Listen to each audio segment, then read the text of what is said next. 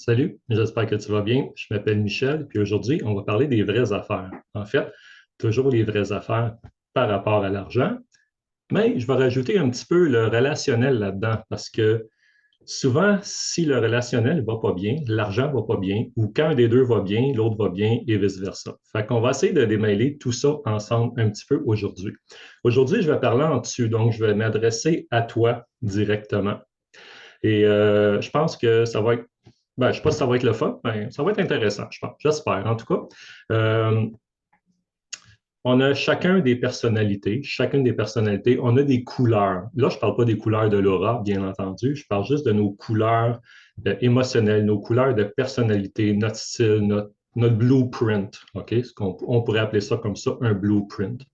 Notre identité financière, si on veut, dans ce sens-là. Et quand on est seul, c'est une chose, mais quand on est deux en couple, c'est autre chose. Et quand je parle de couple, je parle de deux personnes qui sont vraiment ensemble. Je ne parle pas nécessairement juste d'un chum blonde qui font leurs affaires chacun de leur bord. Je parle vraiment d'un couple, ceux qui sont vraiment ensemble. Ça peut être un couple qui habite ensemble, comme ça peut être des couples qui n'habitent pas ensemble. Je vais en parler un petit peu tantôt dans ce sens-là parce que ça change les choses un petit peu.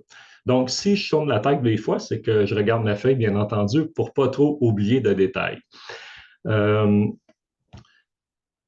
faut considérer les gens, justement, qui sont ensemble de cœur. J'écoutais une émission intéressante à la radio cette semaine qui parle qu'il y a beaucoup de gens maintenant qui sont ensemble, mais qui ont décidé de ne pas habiter ensemble pour différentes raisons personnelles et pratiques. Donc, je vais quand même parler des deux, autant ceux qui sont traditionnels que ceux qui ne sont ou qui sont moins traditionnels. On pourrait dire ça comme ça. Euh, Moi, je dis toujours à ma fille, écoute, Jordan, ma fille s'appelle Jordan, je dis, choisis bien ton partenaire parce que le partenaire ou la partenaire que vous avez va avoir une incidence sur votre vie financière, bien entendu. Ça va jouer pour ou ça va jouer contre vous, on sait. Tous ceux d'entre vous qui sont en couple, vous le savez. OK? Et ben, moi, bien entendu, c'est sûr que je l'ai appris. J'ai fait des erreurs, j'ai fait des bons coups. J'ai fait beaucoup d'argent. J'en ai perdu beaucoup aussi. Là, ça va bien, heureusement, mais j'ai pu récupérer. Mais c'est toute une aventure, je vous dirais, dans ce sens-là. Mais avant de commencer de parler des choses sérieuses comme ça, comme l'argent, c'est toujours le fun un petit peu de se détendre, d'avoir une petite ambiance cool, une petite musique, un petit éclairage correct. Et l'ingrédient magique et gagnant, une petite coupe de vin. Okay. Une bonne coupe de vin, je t'en prends une gorgée à ta santé. J'ai choisi un Beaujolais Village qui se vend à la SAQ, 23 à peu près, de Louis Jadot. Je vais mettre le lien dans les commentaires plus tard. En fait, c'est un vin qui est assez fruité, assez léger, avec toutes sortes de framboises, bleuets, fraises, tout ça. Il est très bon, il est très doux. Et ça pratique bien aussi avec la bouffe épicée, le poulet, puis tout ça. Donc, si vous avez la chance d'écouter, vous y goûterez, il est vraiment bon. Donc, histoire de se détendre un peu et de rendre le tout agréable.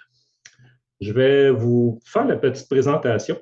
Puis, bien entendu, vous ne pourrez pas vous poser vos questions parce que malheureusement, ce n'est pas un live, mais ça va venir des fameux lives. Mais écoutez, j'ai pas de commentaires, j'ai pas de commentaires de sujet encore. J'ai besoin d'être alimenté en sujet pour faire des lives. J'ai besoin de savoir quand j'ai fait, quand, à quelle heure, tout ça. Je travaille là-dessus, en tout cas, ça va être plus intéressant, ça va être plus interactif. On va pouvoir répondre aux questions, on va pouvoir adresser les choses directement.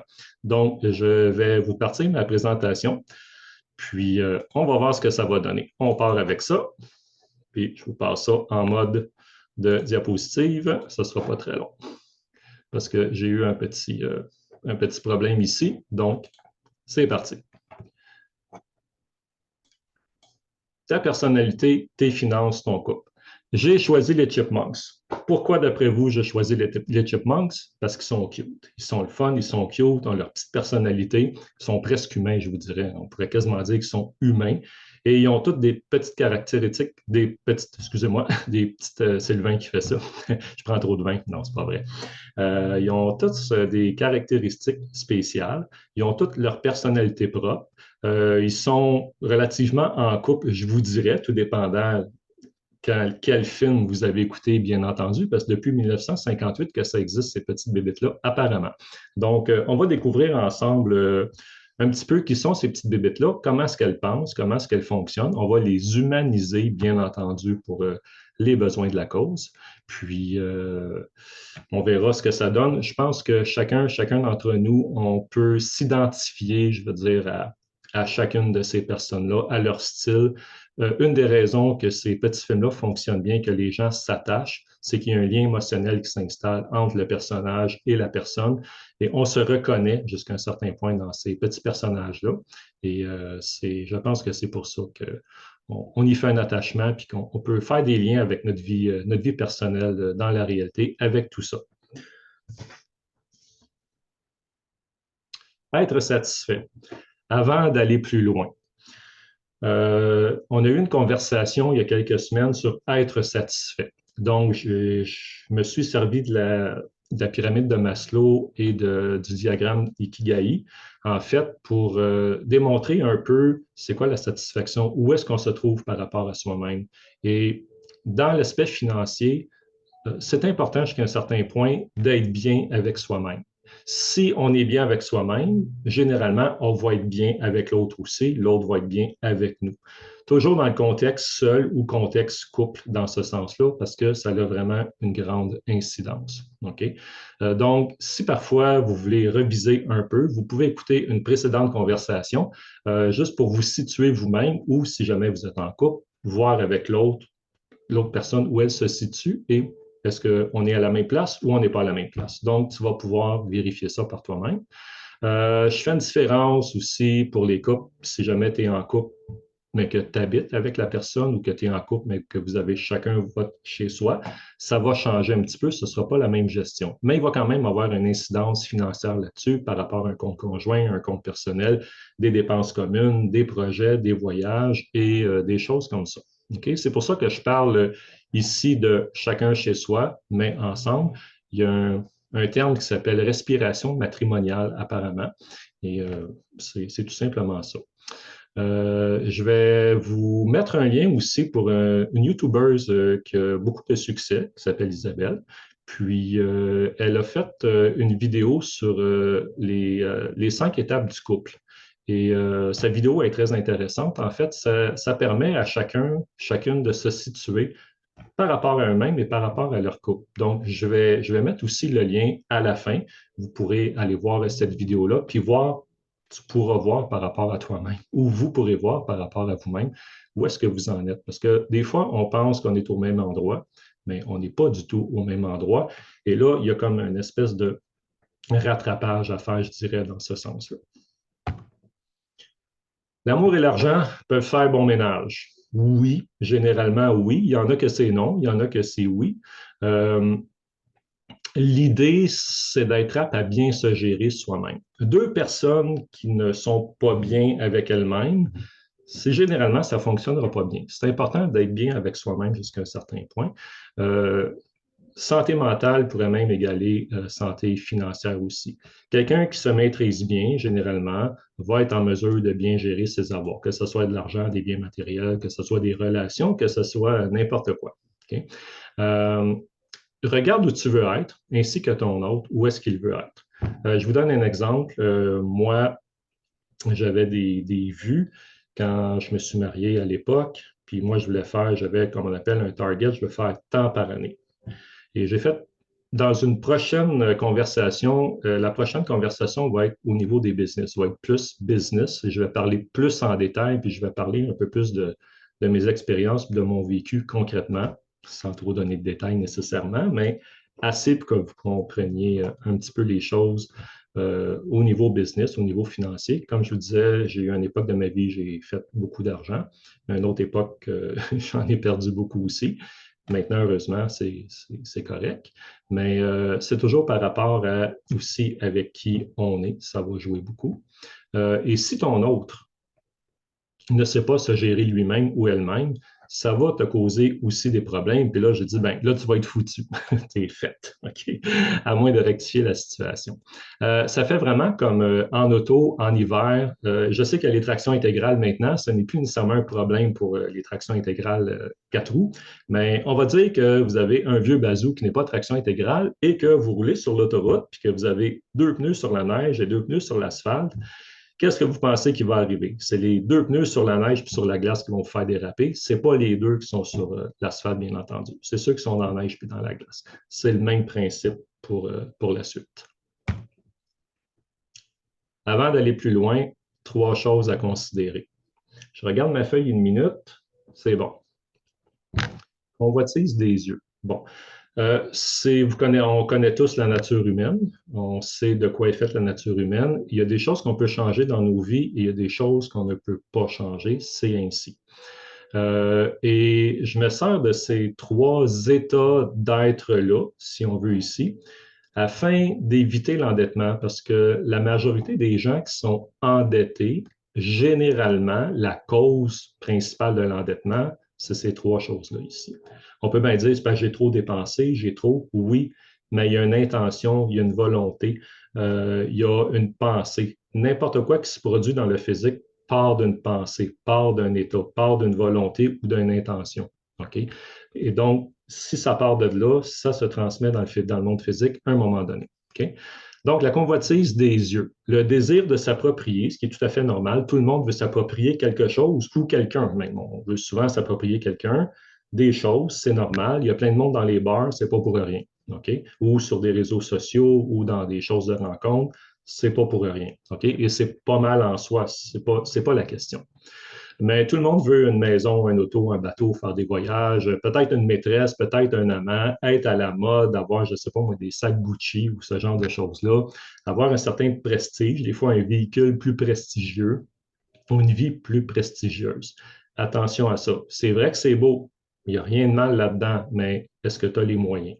Est-ce que tu mets ça à crédit et que tu hypothèques ta vie pour bien paraître? On va dire ça comme ça. OK?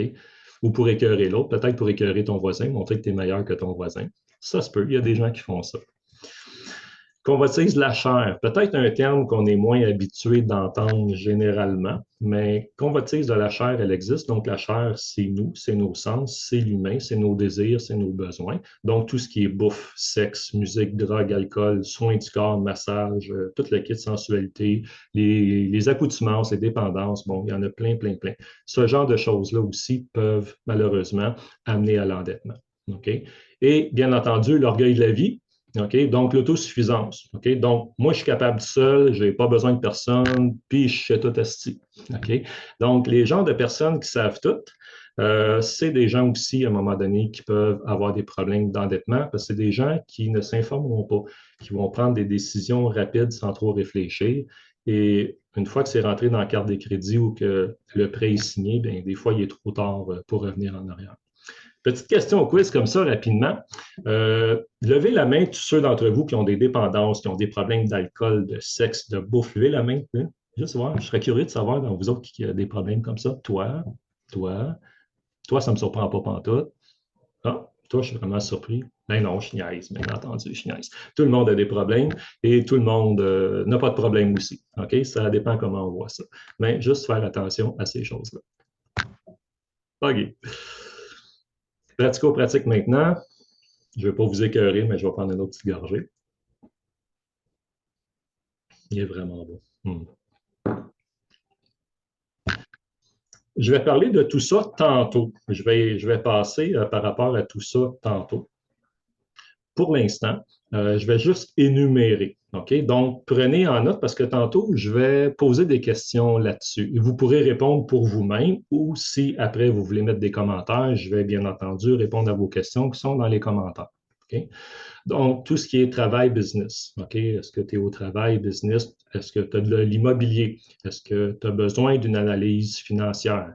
Est-ce que ton budget est à jour? Est-ce que tu as des dettes? Est-ce que tu as des arriérages? Est-ce que tu as un compte chèque? Est-ce que tu as un compte d'épargne? Est-ce que tu as un compte conjoint? C'est quoi toutes ces affaires-là? C'est quoi ça marche? C'est quoi les différences entre chacun? Ce que je vais aborder tantôt. As-tu un compte de placement? OK? As-tu un compte de retraite? Est-ce qu'il y a un plan de retraite à l'endroit où tu travailles? Est-ce que tu as créé, toi, ton propre plan de retraite? OK? Est-ce que tu as un compte de courtage si tu veux jouer à la bourse, faire de la crypto, faire du trading ou du day trading? Est-ce que tu as accès à ta cote de crédit? Est-ce que tu sais comment est-ce que le gouvernement te voit? Est-ce que tu sais comment les banques et les caisses ou toute institution prêteuse te voit ou te considère? Es-tu au courant de ça? Ça va être important, ça, surtout si vous voulez démarrer une entreprise ou démarrer quelque chose, puis que vous avez besoin de financement, ce qui va être le sujet de la prochaine conversation. Euh, Assurance vie, as-tu de l'assurance? T'en veux-tu? T'en veux-tu pas? OK, c'est un sujet quand même très important. Et aussi, bien entendu, les testaments et procurations générales et puis tout ça. Je ne sais pas si vous voyez la petite barre en bas, mais attendez une seconde, je vais juste l'enlever. Peut-être qu'elle était dans les jambes, là, je ne m'en suis pas rendu compte. Désolé de ça. Donc, testament, procuration générale, mandat d'inaptitude, et je vais mettre les liens web, donc vous pourrez vous informer là-dessus. Bien entendu, je ne suis pas professionnel dans ce domaine-là. Je connais ça pas pire, mais c'est mieux de parler avec un notaire dans ce sens-là. On va aller voir maintenant nos petits amis. Il y a 4 grandes personnalités, des catégories de personnalités en fait, OK, dans les choses financières. Si des fois vous allez aux États-Unis, vous suivez des trainings, vous allez dans des conférences financières de vente ou ce genre de choses-là, on va souvent mettre les personnes, les styles financiers, parce qu'il y a beaucoup eu de développement dans les styles de personnes, les styles financiers, tout dépendant du domaine dans lequel tu es. OK? Donc, il y a l'économe, OK? Donc, ce qu'on appelle le saver généralement. Vous allez souvent entendre le saver, l'économe, qui fait toujours attention, qui ne dépense pas trop. C'est bien d'être économe, mais à toujours vouloir économiser, on finit par s'appauvrir aussi. Ce n'est pas nécessairement toujours une bonne chose de toujours économiser, de couper les cents en quatre, comme on dit, parce qu'à un moment donné, on se prive. La vie n'est pas faite pour être privée, puis l'argent est fait pour être dépensé. Dépensé avec sa tête, mais l'argent, c'est fait pour être dépensé. L'argent, c'est fait pour circuler. C'est pas fait juste pour rester là. Il y a une partie qu'on accumule, il y a une partie qu'il faut qu'elle circule. C'est juste une question de santé mentale aussi et de santé financière, bien entendu. Le dépensier, la dépensière, donc vous avez un 20 dans les mains, mais en donnant votre 20 vous en dépensez 50, alias la carte de crédit. Il y a des gens qui sont comme ça. Du moment qu'ils ont de l'argent dans les mains ou une carte, ça brûle direct là. Attention. Il y a l'évitement. Ceux que pour eux, l'argent, c'est un peu mystérieux. Je ne veux pas toucher à ça. Je ne veux pas m'en occuper. Ça me fait peur. Je ne sais pas trop c'est quoi. Ça fait mal. Je ne sais pas. C'est bizarre. OK? Il y a des gens, de personnes comme ça. Et il y a les moines. Les moines. Les moines, en fait, eux, souvent vont dire, ou certains regroupements religieux vont dire que l'argent, c'est pas correct, c'est pas bon, qu'il faut pas en avoir, qu'il faut pas être riche, puis toutes ces histoires, et je m'excuse de le dire de même, toutes ces maudites niaiseries-là. OK? Il y a eu des enseignements, malheureusement, dans les années 80, à ce niveau-là, entre autres, qui ont causé beaucoup de tort à beaucoup de gens, malheureusement. L'argent, c'est important. Il faut l'utiliser sagement. C'est correct d'avoir beaucoup d'argent. L'important, c'est qu'elle circule. La pauvreté n'est pas normale. La pauvreté n'est pas normale. Quand il y a de la pauvreté dans le monde, c'est parce qu'il y a quelqu'un à quelque part où il y a un système, il y a un organisme, il y a un gouvernement à quelque part. Je ne peux pas aller trop loin dans ces détails-là, bien entendu, parce que c'est des vidéos publiques qui gardent l'argent pour lui. OK? On sait tout ça. Okay? Donc, le moine, généralement, pour lui, l'argent, il ne faut pas toucher à ça. Okay? C'est le domaine de Dieu, on ne touche pas à ça, c'est pas correct. Okay?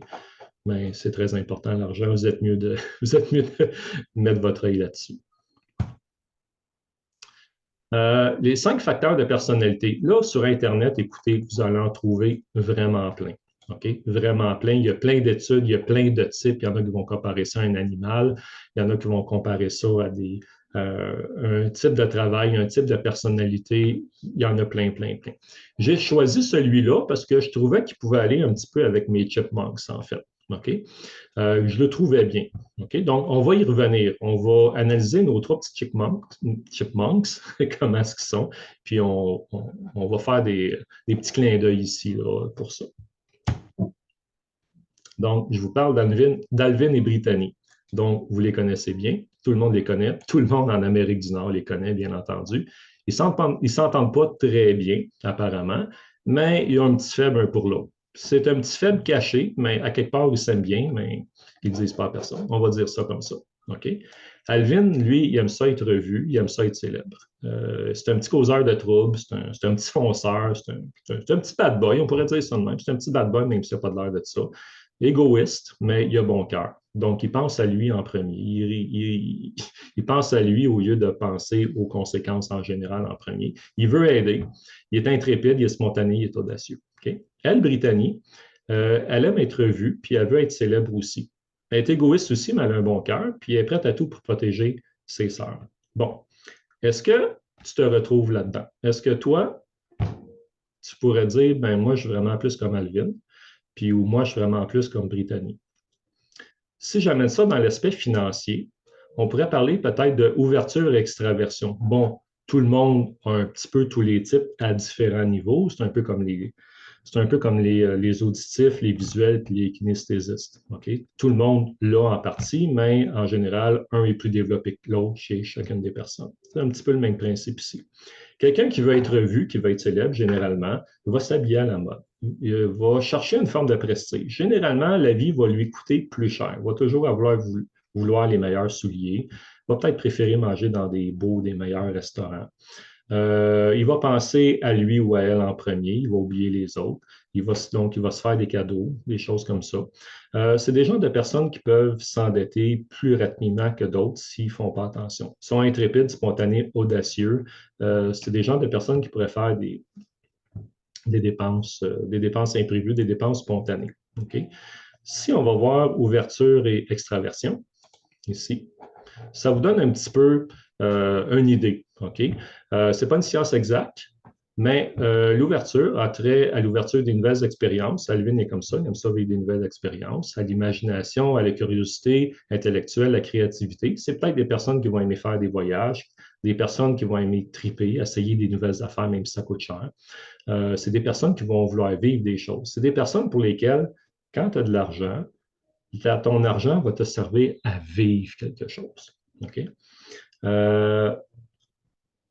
Et extraversion, tendance à être sociable, grégaire, affirmé, extraverti. Quelqu'un qui est très sociable, qui est bavard, va aller dans les restos, dans des clubs, va aller danser, va payer un verre à tout le monde, va prendre un verre lui-même ou peut-être deux. C'est quelqu'un qui va dépenser beaucoup au niveau social dans ce sens-là. Peut-être c'est une personne qui va être un fumeur, une fumeuse sociale. OK?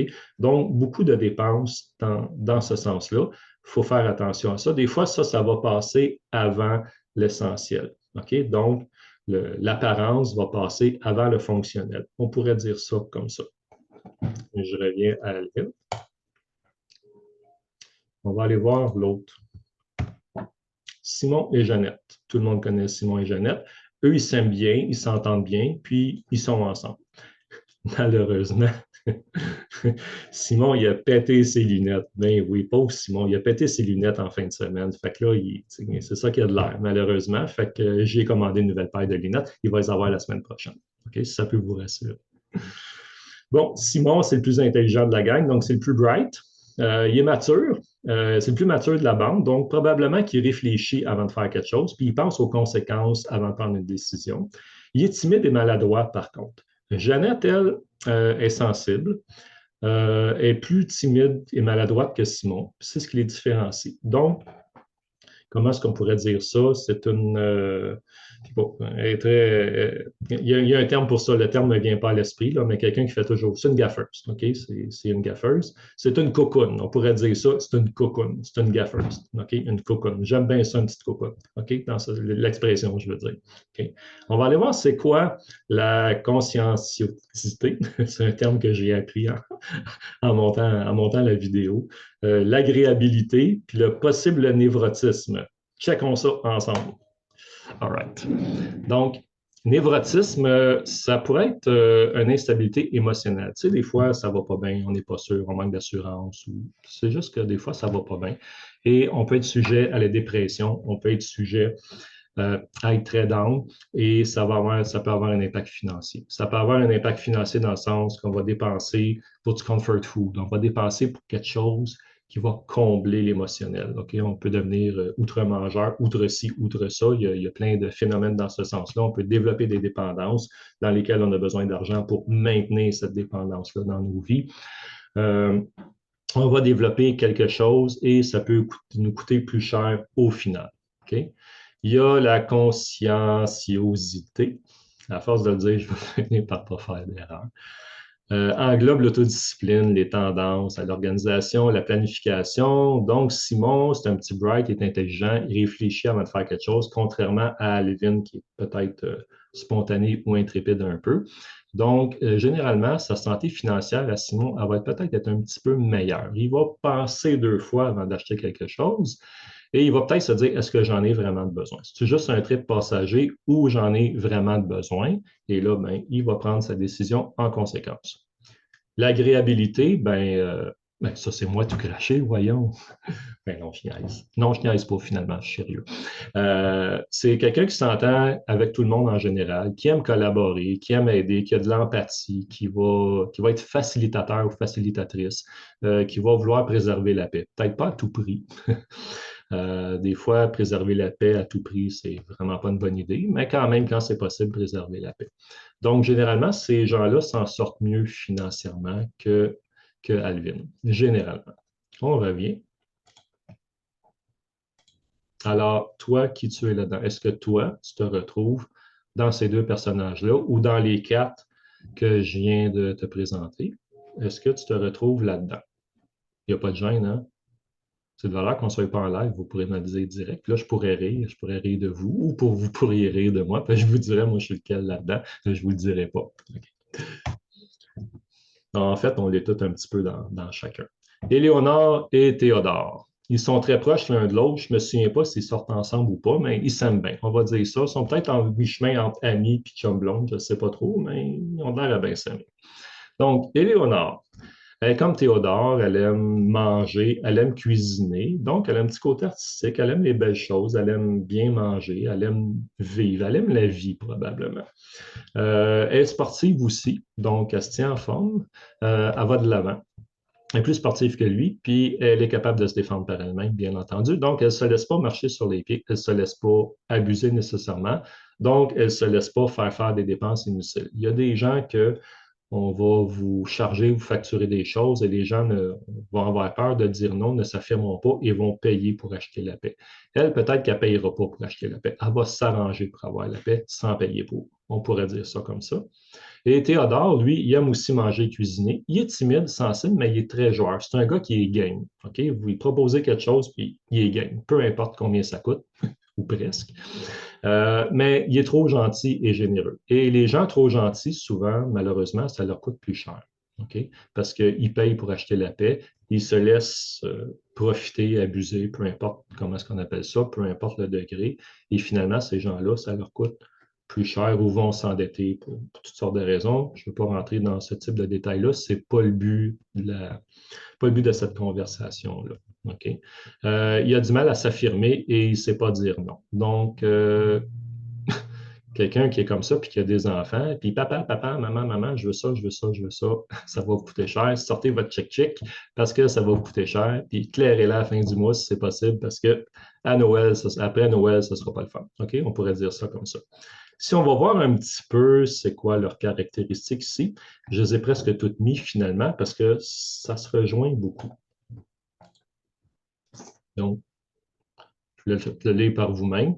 On les a pas mal tout vus à date. C'est des gens ouverts, donc c'est des gens qui vont rencontrer des gens, qui n'auront pas peur de dépenser, de payer la traite à des amis, de récompenser quelqu'un pour un travail effectué ou peu importe.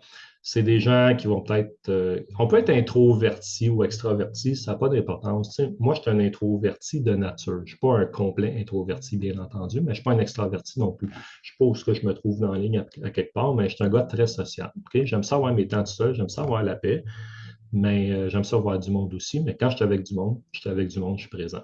Okay? Dans ce sens-là. Mais je ne suis pas extraverti pour autant, je suis un introverti, mais je vais parler. Je vais parler. Si j'ai un sujet de conversation, je vais parler. C'est des gens qui vont être comme ça souvent. S'il n'y a pas de sujet de conversation, ça va être plate, par exemple, parce que moi, pour ma part, je ne suis pas le genre de gars à parler de la pluie, du beau temps, il faut que j'aie un sujet de conversation. Mais il y a des gens, ils vont vous en créer des sujets de conversation, ils vont vous parler ça, puis en dedans d'1 heure, vous n'avez même pas eu le temps de placer un mot. J'en connais 3 personnes comme ça. C'est épouvantable. Puis, d'un côté, c'est le fun, ça passe bien le temps. On pourrait dire ça comme ça. OK? Le névrotisme, faire attention à la tendance négative parfois, qui peut nous amener qui peut nous amener à faire des dépenses imprévues ou manquer des opportunités, manquer une opportunité financière, une opportunité d'affaires, une opportunité quelconque qui aurait pu faire qu'on aurait finalement plus d'argent et là, on ne l'a pas parce qu'on était trop down, on n'était pas en forme ou en santé pour aller gagner cette opportunité-là, si je pourrais dire comme ça. Être conscient des autres, OK. Réfléchir avant de faire quelque chose, planifier, OK. Planifier l'argent, planifier le budget, planifier les choses. Quand c'est bien planifié, généralement, on a plus de liberté que de faire les choses tout de suite ou de dépenser tout de suite. La gratification instantanée. Il y a beaucoup de gens et beaucoup de publicités sont comme ça. Ils vont mettre l'accent sur la gratification instantanée. Paye-toi le, fais-toi plaisir, fais-toi du bien. Oui, mieux pas de problème avec ça généralement. Sauf que si en faisant ça, ça te nuit et ça t'empêche d'avoir mieux par après, là, peut-être que c'est un problème. Là, ça pourrait être intéressant de mieux planifier puis de mettre la gratification instantanée de côté pendant un certain temps. Et l'agréabilité. Généralement, les gens qui sont agréables, c'est des gens aussi qui vont être propices à faire plus d'argent en général, parce que les gens vont être attirés par eux, les opportunités vont venir, et c'est des gens aussi qui vont avoir une meilleure rétention d'argent parce qu'ils vont dépenser pour des choses, mais ils vont dépenser sagement. Et s'il y a des impulsions qui viennent, des fois, on se laisse aller, bien entendu, mais d'autres fois, on va se dire, ben, est-ce que j'en ai vraiment besoin? Est-ce que ça peut attendre? Alors, qui es-tu, toi? Où est-ce que tu te situes? Peut-être tu vas dire, je suis tout ça. Oui, on est tous tout ça jusqu'à un certain point, mais est-ce qu'il y en a un ou une là-dedans qui est plus prédominant pour toi, puis que ça a une incidence sur ta vie financière? Que tu sois seul ou avec quelqu'un, ça n'a pas vraiment d'importance. Pratico-pratique maintenant. On rentre dans le vif du sujet, dans les vraies affaires. C'est une ébauche. Ben, en fait, ce n'est pas une ébauche, c'est général, tout simplement. Je ne rentre pas dans chacun de ces détails-là parce que ce serait beaucoup trop long. Peut-être qu'à un moment donné, je vais faire un atelier physiquement quelque part où les gens vont pouvoir venir puis travailler, pratiquer un atelier concret. Je vais rester en surface, mais dans les conversations précédentes, je parle un petit peu plus en détail de chacune de ces choses-là. En fait, le but que j'ai mis ça là, c'est que tu te poses des questions puis que tu répondes toi-même à tes questions. À moins que tu parles assez fort et que je puisse t'entendre, mais ça me surprendrait. Donc, c'est quoi ta situation à toi? Est-ce que tu travailles actuellement? Es-tu en affaires? Est-ce que tu fais les deux? Est-ce que tu es aux études? Moi, je fais les trois en même temps. OK? J'aime ça donner des expériences personnelles, pas parce que je veux parler de moi, c'est pas ça, mais je veux donner des exemples concrets. OK? Je veux m'impliquer dans la conversation aussi parce que ça s'adresse à moi puis à ma famille dans ce sens-là aussi. OK? Donc, moi, je fais les trois. Est-ce que toi, tu fais les trois? Est-ce que tu en fais deux là-dedans? Est-ce qu'il n'y en a aucun là-dedans? OK? Est-ce que tu as gagné à la loterie? Est-ce que tu as reçu un ou des héritages? Maintenant, c'est quoi ta situation et qu'est-ce que tu fais avec ça? Est-ce que tu sais quoi faire avec ta situation? Est-ce que tu n'as pas beaucoup d'argent puis tu es serré, tu es un peu pogné, puis ça te limite dans tes choix, dans tes possibilités? Ou est-ce que tu as beaucoup d'argent, tu ne sais juste pas quoi faire avec? Peut-être consulte quelqu'un, va voir un conseiller, une conseillère, parle avec quelqu'un qui connaît ça et qui va pouvoir vraiment t'aider, tout dépendant. OK? Est-ce que tu as des maisons? Est-ce que tu as des blocs? Je vais mettre le petit, je pense que j'ai un petit laser ici, j'ai un petit pointeur. OK? Je vais le mettre ici. Donc, est-ce que tu as des maisons? Est-ce que tu as des édifices à revenus? Est-ce que tu as de l'immobilier, des biens ou des services? OK? Ça peut être quelque chose pour la retraite. Ça peut être quelque chose à long terme. Ça peut être un placement, si on veut. OK? Donc, est-ce que tu as des acquis comme ça qui vont te permettre d'avoir une meilleure retraite? De vivre en sécurité, de bien dormir le soir, de bien te réveiller le matin, de ne pas avoir mal à l'estomac parce que tu ne sais jamais si tu vas être capable de payer tes choses. Vous savez, hein, 80% des gens en Amérique du Nord, 75-80% vivent de paye en paye. Il y a beaucoup de gens qui sont libres financièrement. Il y a beaucoup de gens qui sont indépendants financièrement ou qui sont vraiment dans l'abondance, qui sont vraiment wealthy, comme on dit. OK? Mais ce n'est pas la majorité, c'est peut-être un 15-20 15 en Amérique du Nord, dans les millionnaires, les milliardaires ou ceux qui sont dans les 6 chiffres. OK? La majorité des gens vivent de paye en paye. Donc, on a besoin d'une bonne planification. OK? Euh, Analyse de besoins financiers. Est-ce que tu t'es déjà fait faire une analyse de besoins financiers avec un professionnel ou une professionnelle, pas quelqu'un qui est bon, qui se pense bon ou bonne là-dedans, quelqu'un qui connaît ça. Très important, c'est quoi ta photo? C'est quoi ta photo financière? C'est quoi ton bilan? OK? C'est quoi ton état des résultats? T'en es où présentement? C'est quoi qui rentre? C'est quoi qui sort? C'est quoi tes dettes? Tu sais, si tu as des dettes, c'est comme des fenêtres ouvertes en hiver. Tu auras beau mettre le chauffage au bout, tu as toujours de l'air froid qui va rentrer, puis ça va te coûter plus cher. OK? Ça pourrait être intéressant de commencer à penser à fermer les fenêtres. Puis peut-être à un moment donné, tu vas pouvoir baisser le chauffage, puis ça va coûter moins cher. OK? C'est une analogie, mais c'est ça. Donc, as-tu déjà fait faire une analyse de tes besoins financiers, de tes placements, de tes choses, tout ça, pour savoir vraiment qu'est-ce que j'ai, qu'est-ce que je fais avec, est-ce que je le place, comment je le place, avec quoi ou avec qui je le place, dans quel véhicule? Est-ce que j'ai une partie que mon argent travaille vraiment pour moi, puis j'ai une autre partie que oui, je travaille pour l'argent, mais j'ai les deux. L'idéalement, c'est d'avoir les deux, parce que dans la société qu'on est, des fois, on n'a pas le choix de travailler pour l'argent, mais on peut aussi faire travailler l'argent pour nous. Ça prend les deux. Malheureusement, la majorité des gens travaillent pour l'argent. L'inverse n'est pas, malheureusement, ne fait pas partie de leur vie. OK? Est-ce que ton budget est à jour? Première question, est-ce que tu as un budget? OK? Si tu n'as pas de budget, puis si tu es un moine ou tu es quelqu'un qui fait de l'évitement, OK? Bien, ce qui va arriver, c'est que tu ne sais pas qu'est-ce qui rentre toujours, puis tu ne sais pas ce qui sort. Fait que tu ne sais pas combien que ça te coûte de restaurant par mois ou par semaine. Tu ne sais pas combien que ça te coûte. Toutes les dépenses variables, OK? Le linge, les vêtements, la bouffe. Tu ne sais pas nécessairement combien que ça coûte. Donc, c'est comme une fenêtre ouverte. L'air, elle sort, puis ça te coûte cher de chauffage pour rien. OK? Ça pourrait être important de savoir c'est quoi tes affaires. Et le budget, c'est toi le maître. Ce n'est pas le budget qui est ton maître. Ton budget, c'est ton outil à toi. OK? C'est toi qui décides.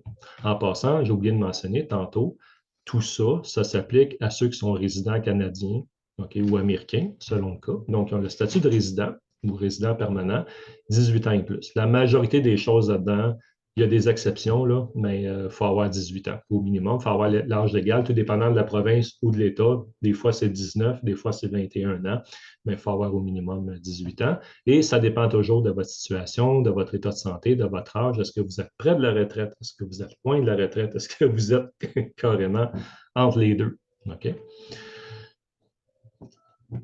Un compte chèque. C'est quoi cette affaire-là, un compte chèque? Pourquoi est-ce que les institutions financières vous permettent d'ouvrir un compte chèque ou un compte d'épargne? C'est quoi la différence? Bon, le compte chèque, lui, va vous permettre de faire vos paiements récurrents, okay? Que ce soit l'électricité, que ce soit un paiement mensuel qui passe, que ce soit l'Internet, que ce soit une hypothèque, un loyer. Donc, ça prend un compte chèque. Okay? Tous vos paiements, si on veut mensuels, vont passer par le compte chèque. Okay? C'est important d'en avoir un. Avez-vous un compte d'épargne? Compte d'épargne, lui, c'est un compte dans lequel on ne peut pas faire de chèque, mais c'est un compte à côté dans lequel vous mettez de l'argent de côté. Votre compte chèque, ça va être votre compte d'opération. Souvent, on appelle ça un compte d'opération. Vos opérations bancaires vont passer là-dedans pendant le mois. C'est votre compte de fonctionnement normal. OK? Attendez un instant, j'ai mon chien qui veut rentrer. Je vais vous le présenter en même temps. Je m'excuse, je coupe ça comme ça, mais il est cute. Je pense que vous allez l'aimer. Tant qu'à y être. Fait que je vous présente Tipou. C'est mon psychologue aussi, on se parle beaucoup, puis il me comprend. Fait que allô Tipou, allô tout le monde. OK, bye.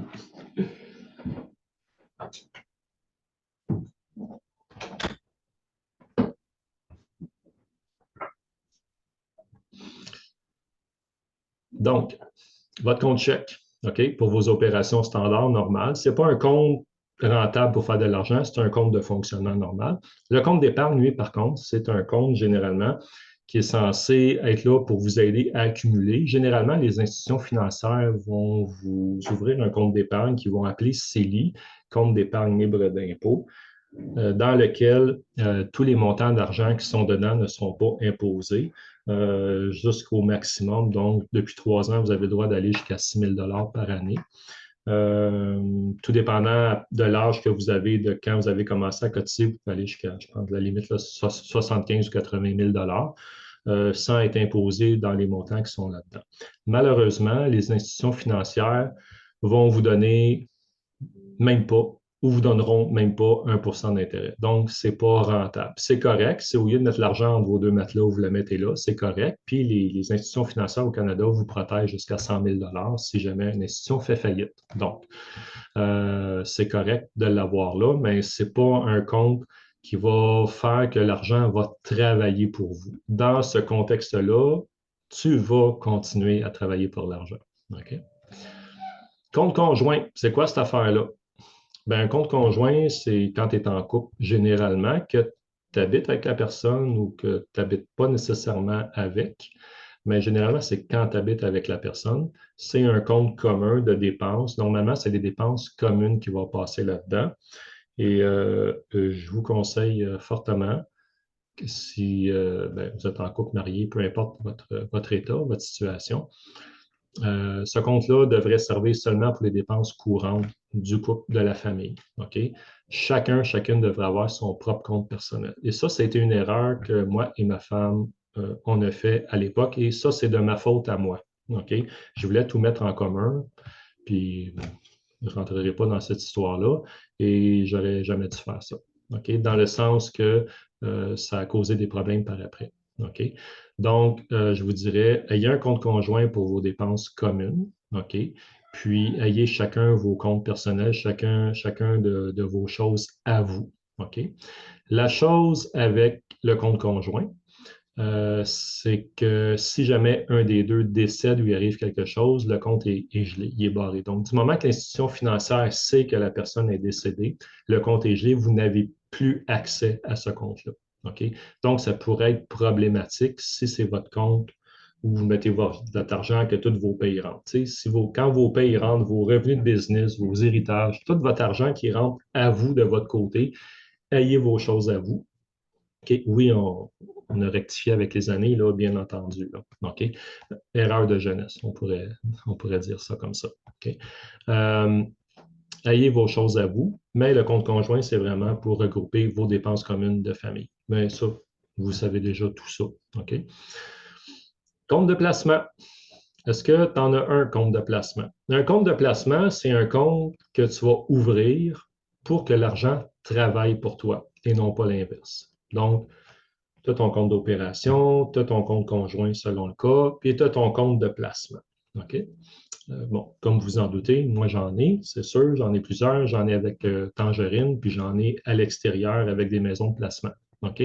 Tangerine, j'aime bien parce que j'ai un compte en argent américain. Si je voyage, ben, je peux payer en argent américain direct, puis faire des switches en canadien américain, tout dépendant des taux, puis je peux jouer avec ça. Je ne veux pas faire de promotion ici, là, c'est vraiment pas ça le but, mais généralement, Tangerine donne un meilleur taux aussi que les institutions standards et il n'y a presque pas de frais, ou il n'y a pas de frais à comparer des institutions standards. Donc, j'ai une partie qui est placée là, qui a juste moi qui a accès, bien entendu. Personne d'autre a accès à ce compte-là. On a chacun des comptes aussi de placement chez AGF principalement. Moi, je travaille beaucoup avec AGF. Donc, ce sont des maisons de placement, des maisons de gestion de portefeuille. Chacune d'entre vous, tu peux t'ouvrir un compte toi-même. Tu peux passer par un courtier. Tu peux passer par quelqu'un qui est agréé par l'Autorité des marchés financiers. Très, très important que ce soit quelqu'un qui est agréé par l'Autorité des marchés financiers. Tu peux passer par quelqu'un comme ça, conseiller, conseillère financière, ou tu peux aller sur le site d'un de ceux-là et ouvrir ton propre compte. Généralement, les conseillers là-bas sont assez bien avisés. Généralement, vont vous donner des bons conseils de placement et tout ça. Que ce soit pour un CELI, que pour un REER ou d'autres types de placements, un régime d'épargne études ou un régime d'épargne invalidité. OK? Il y a plusieurs compagnies. J'ai oublié de mentionner Mackenzie ici là, dans ma présentation, qui sont spécialisés avec les régimes d'épargne invalidité. Mais ça, ce sont des comptes dans lesquels vous pouvez choisir votre tolérance de placement, votre personnalité propre au risque. Et là, vous allez pouvoir placer votre argent entre 3 et 15-20 là, tout dépendant des rendements. Si c'est des placements avec des obligations d'épargne ou des actions de différentes compagnies, tout dépendant des pourcentages d'actions dans différents pays. À un moment donné, on va avoir une conversation là-dessus dans ces détails-là plus précis, surtout pour ceux qui font du trading. OK? Ce n'est pas le but ici pour l'instant, mais ce sont des comptes, ça ici, qui vont vous permettre qui vont en fait permettre à l'argent de travailler pour vous à long terme. Donc, au risque de me répéter, le REER, c'est long terme, OK? C'est l'argent que vous mettez là-dedans. Idéalement, vous ne la sortez pas, sauf pour acheter une maison ou pour retour aux études, pour ne pas avoir à repayer l'impôt dessus tout de suite. Le CELI, c'est un compte dans lequel vous pouvez mettre l'argent dedans et le sortir quand vous voulez sans être pénalisé. Bon, je vous dis ça en gros. Là, j'ai les autres conversations sur mon canal vont parler un petit peu plus en détail de ça. Vous pourrez aller voir les autres conversations pour les détails. Mais c'est les principaux. L'idée de ça, c'est que si vous laissez votre argent à la banque, vous n'irez pas chercher grand-chose à moins de prendre des obligations d'épargne ou des choses comme ça. Mais là, ils vont vous garantir un taux de 3, 4, 5 par année, mais vous devez laisser l'argent placé là pendant 3 ans. Vous ne pouvez pas la sortir. Si vous la sortez, vous allez avoir des pénalités, vous allez perdre des intérêts, vous allez avoir des pénalités parce que la banque ne fait pas d'argent avec votre argent, parce que votre argent qui est à la banque, qu'est-ce que vous pensez que la banque a fait? La banque vous donne 1 OK? Mais la banque prend votre argent puis va aller la placer dans différents véhicules qui vont rapporter, qui peut aller rapporter jusqu'à des fois du 20-30 OK? Mais la banque va vous redonner quand même 1 tandis que chaque personne, toi, tu peux le faire toi-même, prendre ton argent, puis toi, aller la placer toi-même, au lieu de laisser la banque le faire pour toi. OK? J'ai mis le lien ici si jamais vous voulez aller voir sur le lien là, les types de placements. Vous l'avez dans d'autres conversations si ça vous intéresse et si vous voulez que, si tu veux, en fait, que l'argent travaille pour toi à un moment donné dans ta vie. Compte de retraite. Est-ce que dans ton travail, il y a un plan de retraite? OK? Moi, dans mon cas, c'est le REGOP. Imaginez-vous donc, j'ai su que j'étais un fonctionnaire. Non, mais ça a-t-il l'allure? Moi, un fonctionnaire, je t'ai insulté. Je t'ai insulté d'apprendre que j'étais un fonctionnaire. Je m'excuse pour ceux d'entre vous qui sont fonctionnaires, mais je suis tellement pas un fonctionnaire. Vous pourrez mettre vos commentaires, puis vos insultes, puis vos bêtises dans les commentaires si vous n'êtes pas content de ce que je dis. Ça va me faire plaisir d'y répondre. Je les attends même. Mais oui, je suis un fonctionnaire. Donc, ceux qui travaillent pour la fonction publique, si on veut, de près ou de loin, parce que j'ai travaillé à Télé-Québec à l'époque, maintenant, je suis un prof, on va dire ça. Donc, c'est le REGOP, qui est un très, très bon plan de retraite en passant aussi. Le régime des rentes du Québec, le régime de pension du Canada, les régimes de versement, ça, quand vous avez, soit quand vous démarrez votre entreprise ou que petite entreprise avec un patron, vous pouvez ouvrir un compte de versement. Ce que ça va faire, c'est qu'il y a un montant qui va être prélevé de votre paye et l'employeur, lui, va mettre l'équivalent. OK, bon, il y a un petit peu plus que ça, mais c'est comme du donnant-donnant. Fait que tant que vous cotisez dans ce compte-là, l'employeur va cotiser aussi. Donc, c'est comme un plan de retraite aussi. C'est important d'en avoir un. Si jamais, je vais en parler ça dans ma conversation de lancement d'entreprise. Ça peut être intéressant d'avoir ça. Ou si dans votre situation, vous travaillez quelque part et qu'il n'y a pas de cotisation qui sont prises à vos payes, dans vos déductions à la source, ça pourrait être intéressant peut-être d'avoir un régime de REER collectif ou de régime de versement pour la retraite collectif dans lequel votre employeur va pouvoir cotiser et l'employeur ne sera pas perdant. Okay. Un compte de courtage, c'est quoi ça, cette affaire-là? Ben, en fait, c'est un compte pour faire du trading, pour jouer à la bourse. OK? Ça peut être en crypto, ça peut être en argent standard. OK? On peut ouvrir un compte de courtage avec une banque, avec une caisse. OK? Les caisses des jardins ont changé leurs choses. Avant, il fallait toujours avoir un minimum 1000 $. Ce n'était pas intéressant. Banque nationale est meilleure là-dessus pour ça. Il n'y a presque pas de frais. Les frais sont très, très bas là, quand il y a les transactions. Moi, je travaille plus avec Wealthsimple pour l'instant. Mais il y a Binance, il y a BitBuy, bon, il y a Forex pour les transferts entre devises, puis tout ça. OK? Donc, quand vous ouvrez, c'est gratuit. Généralement, vous payez des frais. Généralement, quand il y a une transaction qui est faite, donc vous achetez des actions, vous revendez les actions, il y a un gain en capital qui est produit. Généralement, ça va être ouvert dans un compte CELI. OK? Donc, moi, dans mon cas, mon CELI, ce CELI-là particulier est avec Tangerine. OK?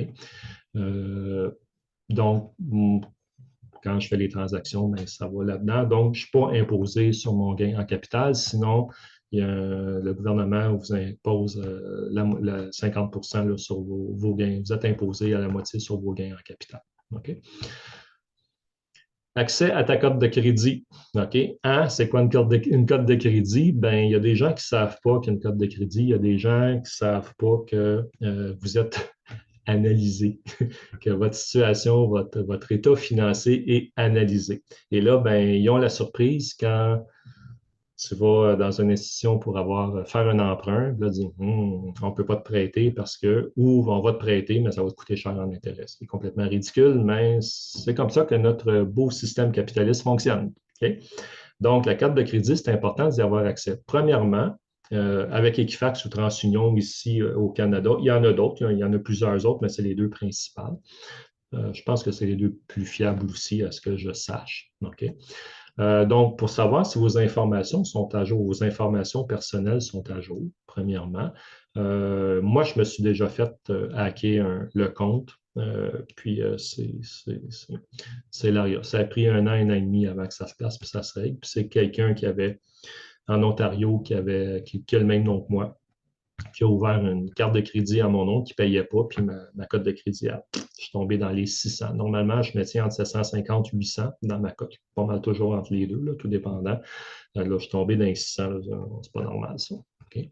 Donc, à vérifier, ça vous permet de savoir si vous êtes à jour dans vos choses, si l'information est bonne, si vos paiements récurrents sont faits, si toutes vos choses sont correctes finalement. Puis, en connaissant votre cote, OK, qui part de 300 jusqu'à 900, mais généralement, vous allez être entre 700. La majorité des gens sont entre 7 et 800, généralement, si votre crédit est bon.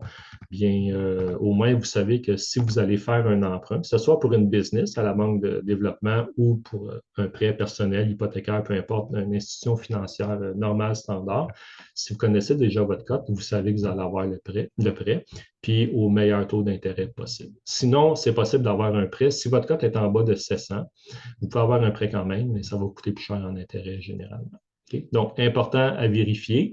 Votre institution financière, souvent, si vous faites vos transactions en ligne, vous avez une option là, pour aller dedans. Sinon, vous pouvez aller sur le site, vous inscrire. Vous avez droit à une fois par année pour avoir votre cote, votre résultat. Mais si vous voulez aller vérifier régulièrement tous les mois, c'est en moyenne 20 par mois là, pour avoir l'abonnement, puis aller vérifier, puis faire vos choses. Okay? Assurance vie. OK? Ah, c'est quoi ça? Date puis espèce de, je ne dirai pas le mot. OK? C'est quoi de l'assurance vie? C'est quoi des assurances? Malheureusement, dans la vie, on a besoin d'assurance. Alors, je ne vais pas vous écœurer, mais je prends encore une petite gorgée. Un petit qui est bon.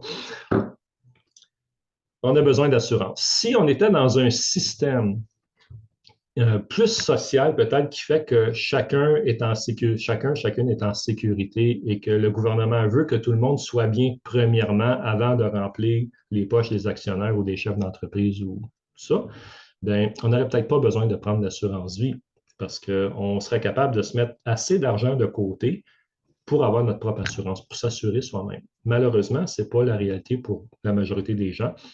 Donc, on est obligé de contracter une assurance vie, payer tant par mois, puis là, ben, vous souhaitez mourir, que ça vaille la peine. Hein? Mais non. OK, arrête, écoutez-moi pas, allez vous en faites d'autres choses, perdez pas votre temps, voyons. Mais ça prend ça, OK? Généralement, si vous êtes, en fait, si tu es un ou une célibataire, tu es à logement, tu n'as pas de dette, tu n'as pas d'enfant, tu n'as pas de personne à ta charge, théoriquement, tu n'as pas besoin d'assurance vie. Tu n'as pas besoin de te casser la tête avec ça. Si t'arrive quoi que ce soit, tu peux donner ton corps à la science, ça ne coûtera pas rien. Sinon, ils vont aller t'enterrer. Le gouvernement va donner 2000 $ à ta famille, puis vous allez pouvoir faire les choses. OK? Par contre, si vous êtes en couple, en famille, vous avez des dépendants, pas des dépendances, des dépendants, des enfants ou des personnes à charge, si vous avez des hypothèques, des choses, des biens matériels, de l'immobilier, là, c'est important d'avoir une assurance vie parce que s'il t'arrive quelque chose, tu ne veux pas que ceux qui restent, que tu aimes et qui t'aiment, soient dans le trouble par ta faute. Ce n'est pas de ta faute si tu meurs. mais c'est de ta faute si tu n'as pas pris une assurance avant de mourir. OK? Parce que normalement, il faut la prendre avant de mourir, généralement. OK?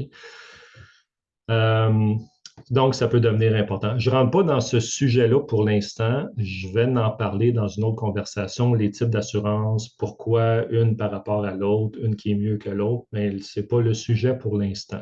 Je vous dirais rapidement, prenez donc une assurance vie temporaire. Prenez pas les permanentes, elles vous coûtent beaucoup plus cher pour rien. Vous n'êtes pas mieux protégé. Et le petit fonds qui est le courtier ou le représentant va vous dire le petit fonds commun là, qui est placé là, généralement, il ne vaut pas la peine. OK? Ça vaut la peine quand vous voulez aller chercher vous voulez faire de l'évitement fiscal. OK? Donc, vous voulez optimiser vos impôts, vous ne voulez pas trop payer d'impôts. Là, vous pouvez mettre de l'argent dans votre assurance, puis là, ça va passer là-dedans, ça va être vu comme un investissement. OK? Puis, c'est un fonds distinct qu'on appelle ça. Et là, si vous cotisez à votre fonds distinct, c'est vu comme un placement, donc vous allez avoir des crédits d'impôt. Donc, dans ce contexte-là, c'est très bien d'avoir des assurances vie permanentes ou universelles, mais dans le contexte de la majorité des gens qui veulent juste avoir une assurance vie, que la maison soit éclairée s'il arrive quelque chose, c'est mieux une assurance temporaire. Elle va vous coûter moins cher pour le même rendement, la même qualité d'assurance. Puis en plus, la différence que vous payeriez, vous allez pouvoir la prendre puis la placer, la faire travailler cet argent-là pour vous, qui va être plus rentable que le petit fonds distinct que le représentant va essayer de vous convaincre de prendre avec. OK? Je m'arrête là parce que je vais me faire pitcher des tomates si certaines personnes écoutent cette vidéo-là. L'auto, vous n'avez pas le choix. Tout le monde a une auto. Tout le monde est obligé d'avoir une assurance automobile. Bâtiment, bien, tout ça. Je ne rentre pas dans ces détails-là. La seule chose que j'aimerais te dire, si tu as une voiture et que tu vas travailler avec ta voiture, généralement, les compagnies d'assurance vont t'assurer promenade. OK?